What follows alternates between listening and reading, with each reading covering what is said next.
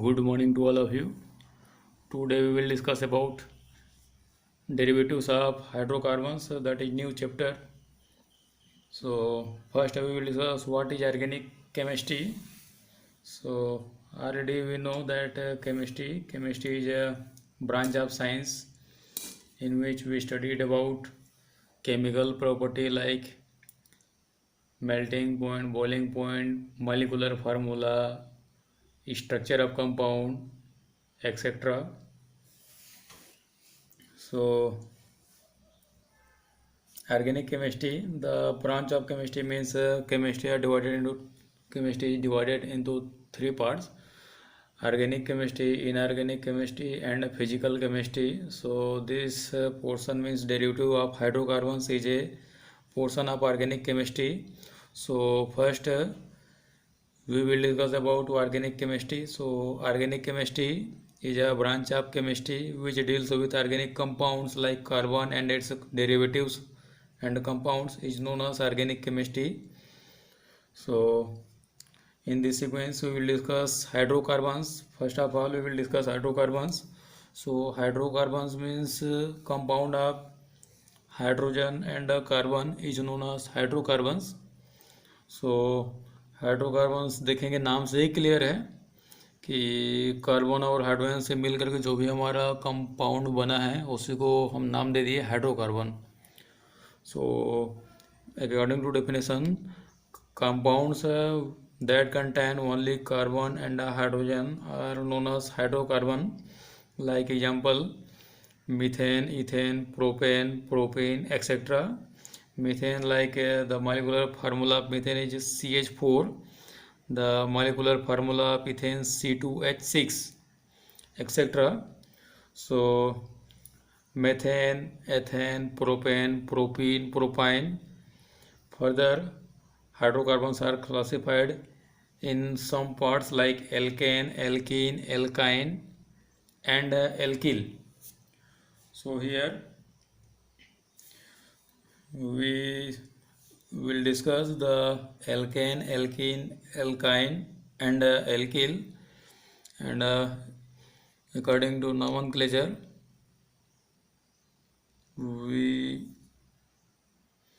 हमें ये जानना ज़रूरी होगा कि एल्केन, एल्कील, एल्कीन और एल्काइन ये एक्चुअल में है क्या चीज़. तो सबसे पहले इसे हम लोग टेबल देखते हैं. जैसे गिनती भी देखेंगे 1 2 3 4 5 6 7 8 9 10 इस तरीके से. तो यहाँ भी कुछ नंबर हम लोग काउंट करना सीखेंगे 1 2 3 4 5 6 7 8 9 10. तो 10th तक इस लेवल पे सफिशियंट है और हमें याद करने की ज़रूरत नहीं है. 10th तक अगर कर लेते हैं तो इस लेवल पे हमारा जो क्वेश्चन आएगा वो 10th तक से ही पूरा सॉल्व हो जाएगा. सो जैसे कि हम लोग देखते हैं कि नंबर 1 को 1 बोलते हैं तो यहाँ पे हम लोग याद करेंगे meth, eth, prop, but, pent, hex, hept, octane, dec. तो ये हमारा एल का नंबर है.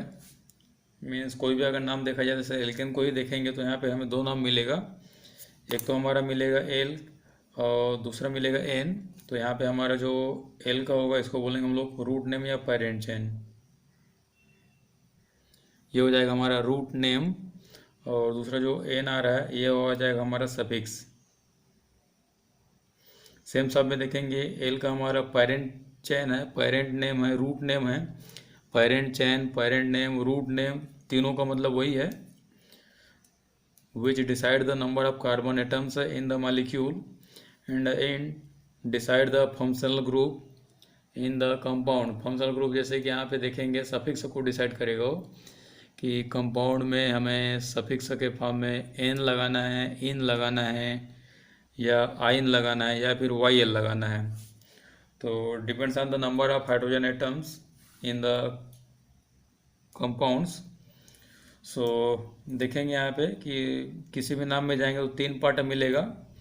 एक तो रूट नेम मिलेगा, एक सफिक्स मिलेगा, एक और मिलता है प्रीफिक्स. तो प्रीफिक्स को मैं जब नामनक्लेचर स्टार्ट करूँगा तो वहाँ पे बताऊँगा. यहाँ पे सिर्फ हम लोग जानते हैं कि मेथ है, प्रोप. अच्छा एक और था यहाँ पे ब्यूट था, ब्यूट फिलहाल छूट गया है, BUT. BUT, ब्यूट। तो मेथ, एर, pro, but, pent, hex, hept, oct, non dec. ठीक है। अगर मान के लोग इसमें मुझे सफिक्स में YL लगाना है तो methyl, ethyl, propyl, butyl, pentyl, PENT, pent, PENTYL, pentyl, hexyl, heptyl, octyl, nonyl, decyl. अगर एन लगाना है तो यहाँ पे हो जाएगा methane, ethane, propane, butane, pentane, hexane, heptane. इस तरीके से इन लगाना है तो लास्ट में मुझे ANE की जगह पे ENE लगा देना है, मीन्स मेथिन, प्रोपिन, ब्यूटिन। तो मैथ में जनरली हम लोग मेथिन यूज़ नहीं करेंगे यहाँ पे। तो यहाँ पर मैं एक और चीज़ देता हूँ कि हमारा जो एन जहाँ भी हम लोग यूज करेंगे तो वहाँ पे हम लोग सिंगल बॉन्ड लगाएंगे, सिंगल बॉन्ड बिटवीन CC। यहाँ पे हम लोग यूज करेंगे डबल बॉन्ड इस तरीके से बिटवीन CC। इस तरीके से हमें दिखने वाला है। और यहाँ पे CC के बीच में ट्रिपल बॉन्ड दिखने वाला है। ठीक है। तो किसी भी कंपाउंड का अगर स्ट्रक्चर हम लोग ड्रा करेंगे, so any double bonds present in the compound, then the suffix name of those compound will be in। Means अगर किसी भी कंपाउंड में डबल बॉन्ड दिखेगा तो वहाँ पे हमें इन यूज करना है। अगर कहीं भी ट्रिपल बॉन्ड दिख गया तो वहाँ पे हमें आइन लगाना है। तो मैथ के लिए हम लोग एक चीज़ याद रखेंगे कि अगर सिंगल कार्बन होगा, मीन्स मेथिन का मतलब हम लोग 1 पढ़े थे, तो मैथ में वहाँ पे C1 होने वाला है। कंटिन्यूस सीक्वेंस में चलेंगे, C1, C2, C3, C4, C5, C6, C7, C8, C9 और फाइनली है C10। कि किसी भी कंपाउंड में if any compound the number of carbon atoms is 1, then definitely the root name of compound will be meth।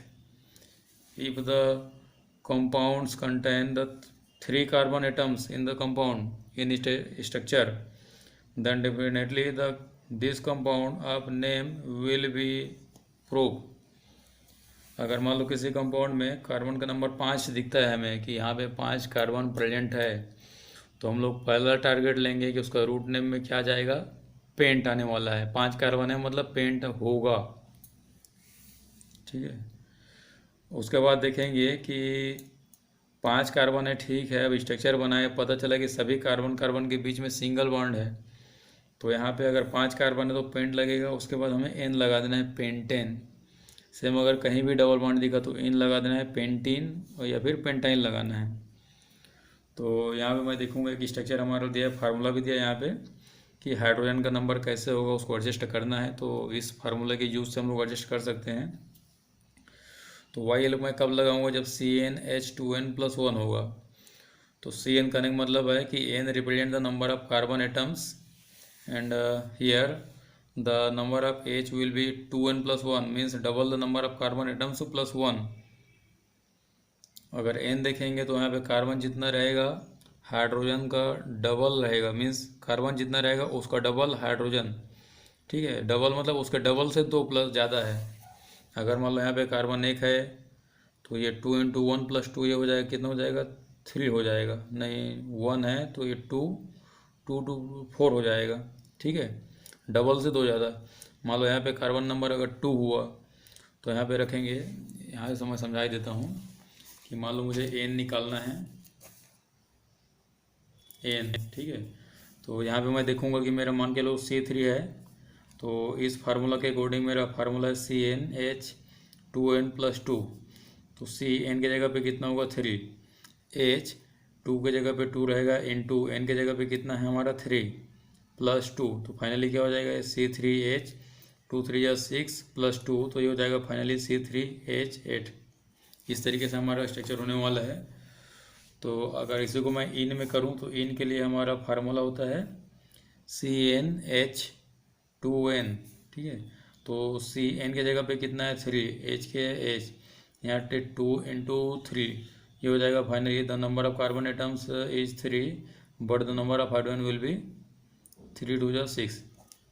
ठीक है। इस तरीके से होने वाले, इसका नाम हम लोग रखेंगे प्रूफ। 3 कार्बन है तो ये भी प्रूफ हो जाएगा, ये 3 होगा, प्रूफ हो जाएगा यहाँ पे। लेकिन ये फार्मूला बैठ है इसलिए यहाँ पे सफिक्स से यूज करेंगे n, और यहाँ पे हम लोग सफिक्स से यूज करेंगे इन। सेम आयन के लिए भी कर सकते हैं, जो फार्मूला मैं बताया था CnH2n-2, तो ये हो जाएगा C3H2 3 6 -2, तो ये हो जाएगा C3H4। अब इसका अगर स्ट्रक्चर बनाएंगे तो हमारा इस तरीके से बनेगा कि NE9 जब भी बनाना है तो क्या करोगे, 3 कार्बन है तो 3 कार्बन तो कंटिन्यू इस तरीके से कर देना है हमें। उसके बाद देखेंगे कि यहाँ पे ये कार्बन का एटॉमिक नंबर कितना होता है, हमारा यहाँ पे देखेंगे कार्बन एटॉमिक नंबर होता है 6, कॉन्फ़िगरेशन 2 4, 4 में -4 +4, तो वैलेंसी यहाँ पे 4 ही होने वाला है क्योंकि दोनों नंबर में 4 ही है।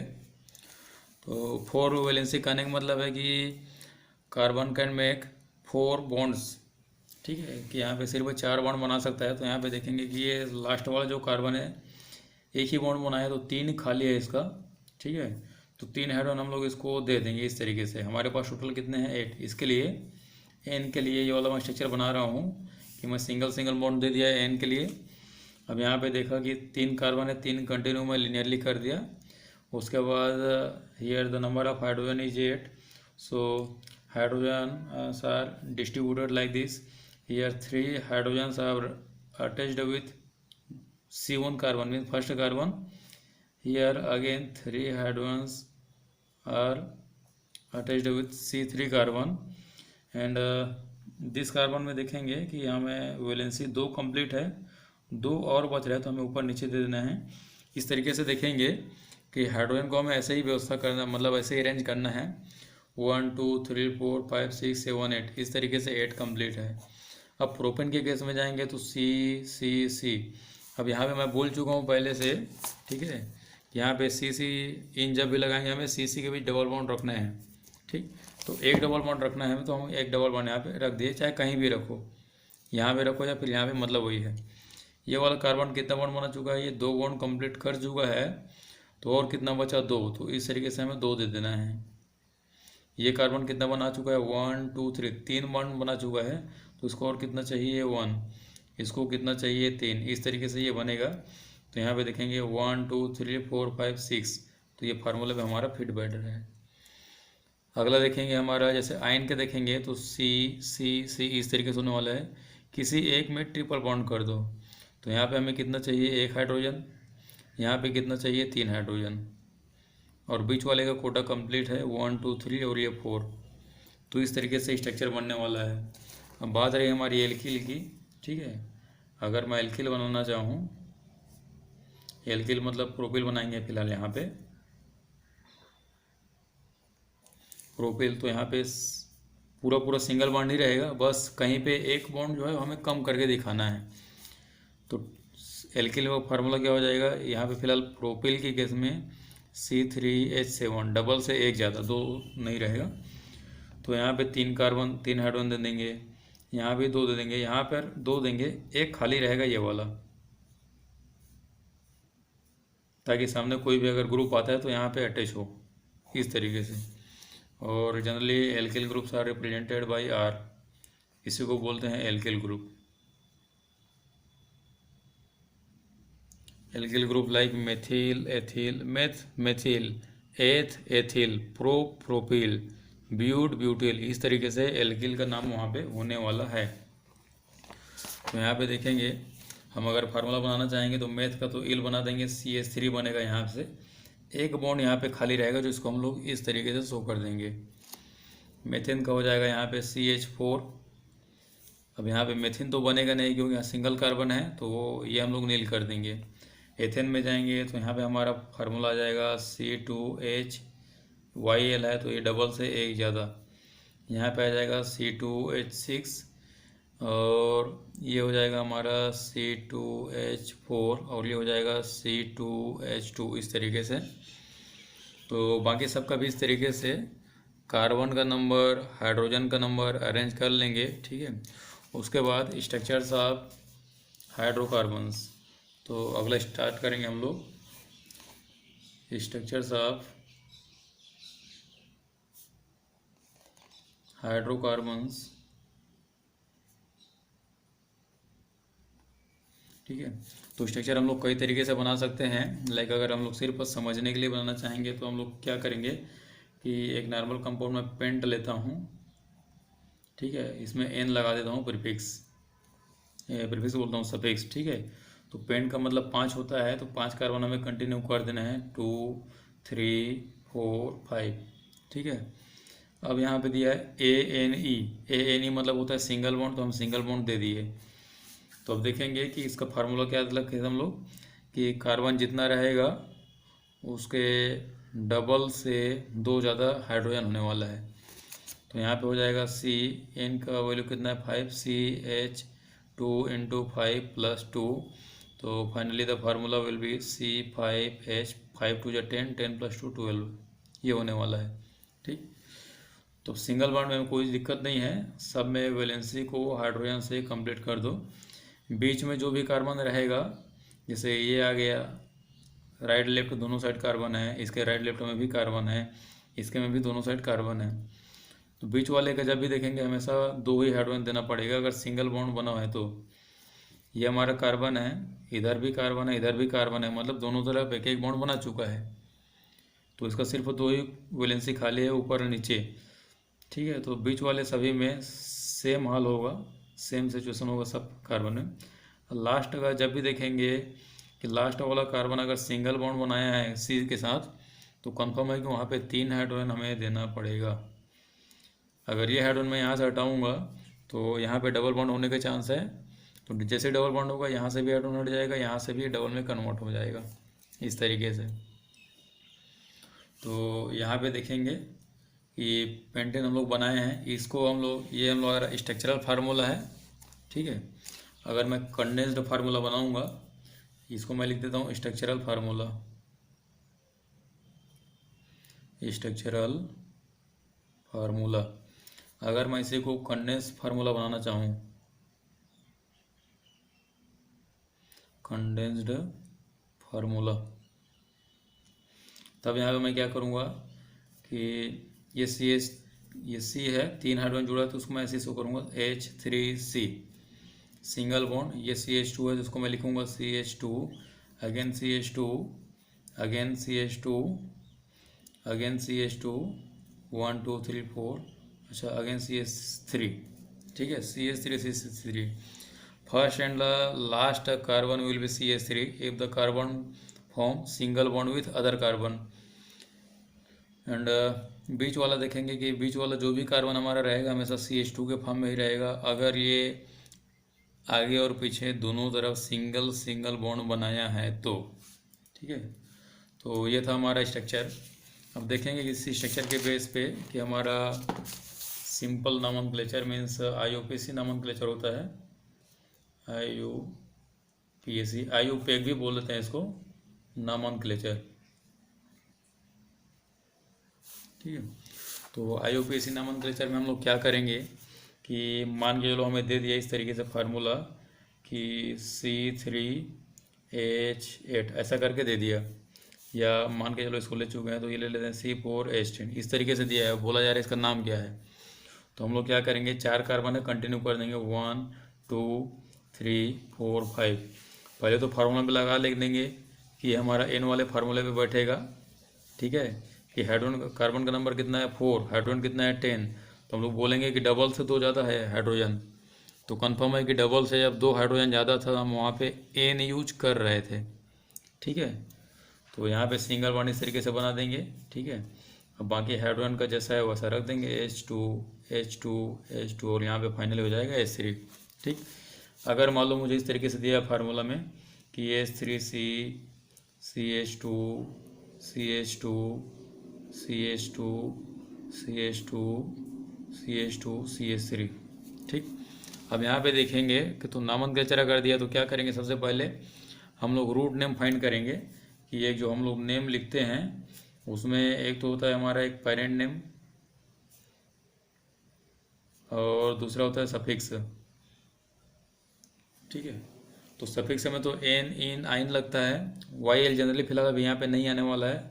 ठीक है, तो एन इन आइन लगेगा, पेरेंट मतलब ये कार्बन का नंबर डिसाइड करता है, तो टोटल कितने हैं, how many number of total carbon atoms in this compound, so 1 2 3 4 5 6 7, so here number of carbon atoms is 7 means heft, so the parent name of this compound will be hept.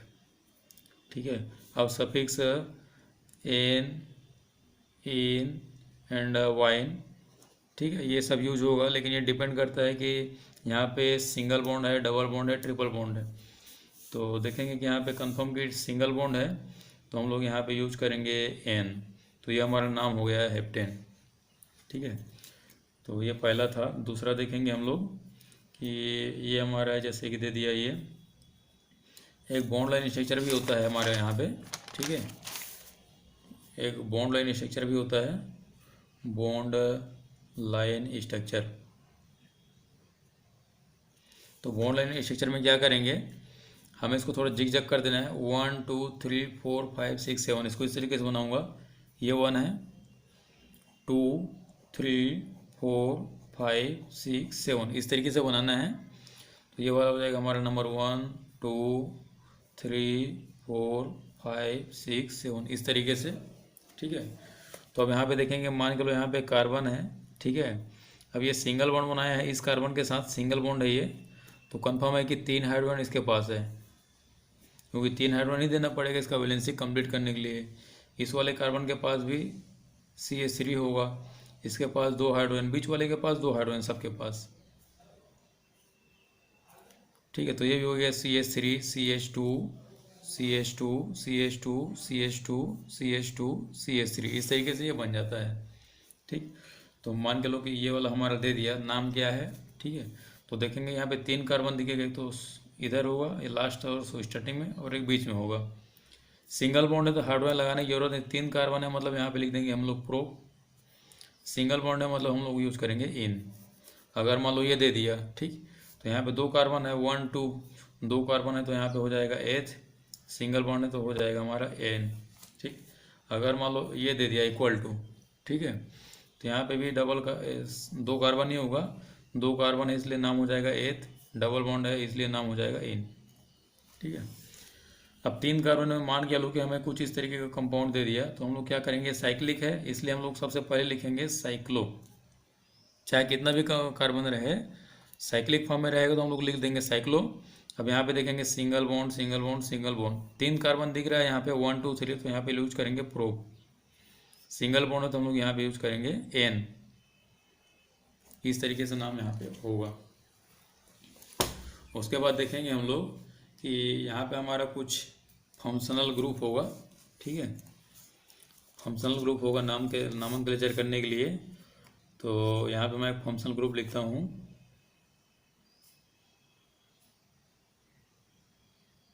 Functional group, तो functional group में भी atoms, ions are molecules. ठीक है, तो यहाँ पे मैं एक डेफिनेशन लिखूंगा फंक्शनल ग्रुप कि the atom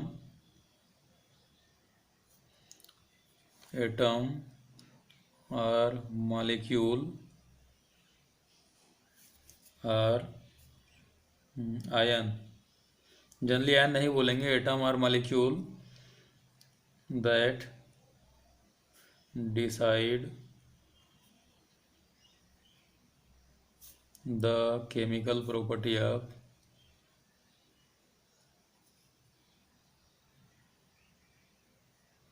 chemical properties of compound, the atoms of or molecule that decide the chemical property of compound directly attached to the compound या फिर property of compound is known as functional group। functional group मतलब FG। ठीक है, तो example में देखेंगे, मान के लो मैं कि ये वाला ले लिया, ये इस तरीके का एक ये वाला स्ट्रक्चर ले लेते हैं। जनरली हम लोग ऑर्गेनिक केमिस्ट्री में बेंजीन को लेके चलते हैं। अब यहाँ पे मान लो मैं NO2 ले लिया, तो ये हमारा जो NO2 है यही हो जाएगा हमारा फंक्शनल ग्रुप। ठीक है, यही हो जाएगा हमारा फंक्शनल ग्रुप FG।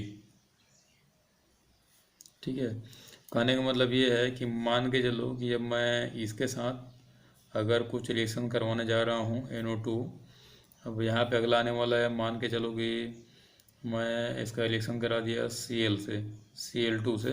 ठीक है, तब ये Cl तो आएगा, ठीक है। अब ये इस कंडीशन में जुड़ेगा, इस पोजीशन पे या इस पोजीशन पे, ठीक है। ये Cl, एक Cl आएगा यहाँ पे जुड़ेगा, तो ये जस्ट बगल वाले कार्बन से जुड़ेगा या फिर यहाँ से जुड़ेगा या फिर यहाँ पे जाएगा, ये डिसाइड कौन करेगा, ये ग्रुप करेगा, ठीक है। इसीलिए बोलते हैं इसको फंक्शनल ग्रुप, और इस ग्रुप का नाम है नाइट्रो ग्रुप, ठीक है।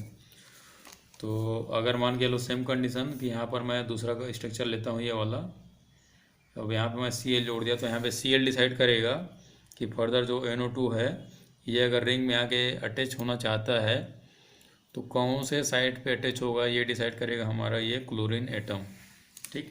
तो ये हमारा जो फंक्शनल ग्रुप है, एटम भी हो सकता है और मॉलिक्यूल भी हो सकता है, ठीक है, दोनों ही रहता है। जैसे हेलोजन है तो सिंपली एटम ही रहेगा। उसके बाद हम लोग functional group and it's nomenclature, ठीक है। ये फंक्शनल ग्रुप और उसका नॉमेनक्लेचर हम लोग अगले क्लास में डिस्कस करेंगे। इस क्लास के लिए इतना ही।